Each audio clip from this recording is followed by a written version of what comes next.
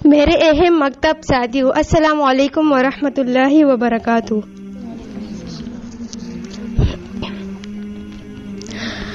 ہم اپنے معاشرے کا جائزہ لیتے ہیں، دیکھتے ہیں تو ہمیں اپنے معاشرے میں برائی اور خرابی جا بجا پھیلی ہوئی نظر آتی ہے۔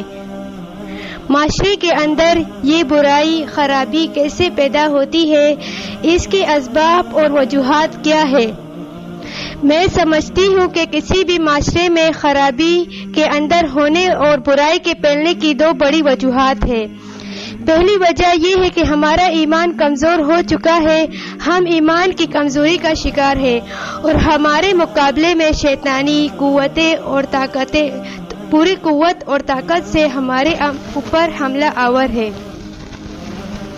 اور دوسری وجہ اور سبب یہ ہے کہ اس برائی کے خاتمے کے لیے، اس کے آگے بند باندھنے کے لیے اللہ اور اس کے رسول صلی اللہ علیہ وسلم نے ہمارے اوپر امر بالمعروف اور نہی عن المنکر کا جو فریضہ عائد کیا ہے، ہمارے ہاں اس کے خاطر ہاں اہتمام نہیں ہے۔ یہ دو بڑی وجوہات ہیں جس کی وجہ سے ہمارا معاشرہ خرابی اور برائی کا شکار ہے۔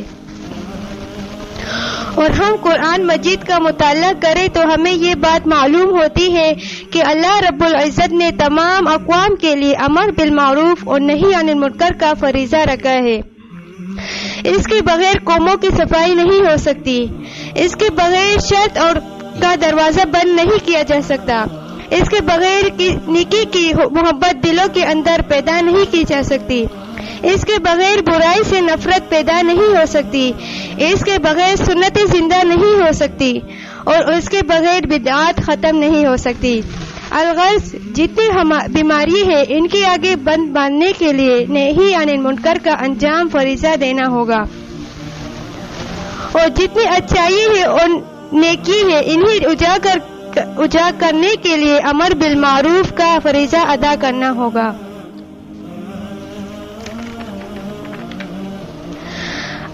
اللہ تعالیٰ نے ہمیں امت محمد رسول اللہ صلی اللہ علیہ وسلم خیر امت قرار دیا ہے۔ ہم سے پہلے 72 امتیں گزر چکی ہے، ہم اس کائنات کی آخری امت ہے، اس کے بعد کوئی امت نہیں آئے گی۔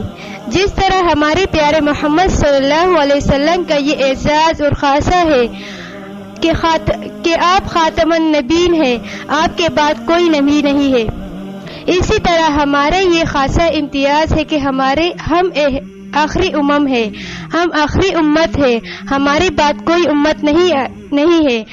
ہم سے پہلے 72 امتیں گزر چکی ہے، ہمارا نمبر 73واں یعنی 73۔ جتنی امت ہم سے پہلے گزری ہے ان تمام امتوں سے ہم افضل اور بہترین امت ہے۔ اعزاز یہ فضیلت اللہ تعالیٰ نے ہم کو عطا کی ہے اور اللہ تعالیٰ نے اس کی وجہ بھی قرآن مجید کے اندر بیان کی ہے۔ کنتم خیر امہ اخرجت للناس، تم بہترین امت ہو جیسے اللہ تعالیٰ نے لوگوں کے لیے پیدا کی ہے۔ خیر امت کیوں ہو، بہترین امت کیوں ہو؟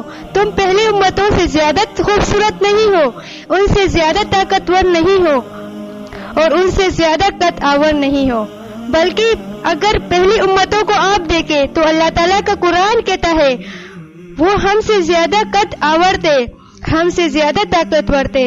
زمین کے اندر جو انہوں نے کارنامے انجام دیے ہیں، زمین کو آباد کرنے کے لیے جو کوششیں کاوشیں کی ہے، اللہ تعالیٰ فرماتا ہے تم اس قدر نہیں کر سکتے۔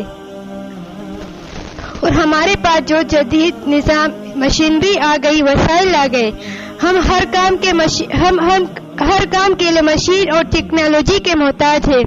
ان کے طاقت اور قوت کا عالم یہ ہاتھوں سے انہوں نے پہاڑوں کو تراش دیے ہیں، ان کے یاد آج بھی ان کے فن کو تازہ کیے ہوئے ہیں اور ہم ان کے مقابلے کچھ نہیں ہے۔ اس کے باوجود اللہ تعالیٰ نے ہم کو خیر امت قرار دیا ہے، اس لیے بنایا ہے تأمرون بالمعروف وتنہون عن المنکر، تم نیکی کا حکم کرو گے، برائی سے منع کرو گے۔ وتؤمنون باللہ، اللہ کے تمام احکام کو دل و جان سے تسلیم کرو گے۔ ان 3 خصائص کی وجہ سے اللہ تعالیٰ نے ہمیں خیر امت اور بہترین امت قرار دیا ہے۔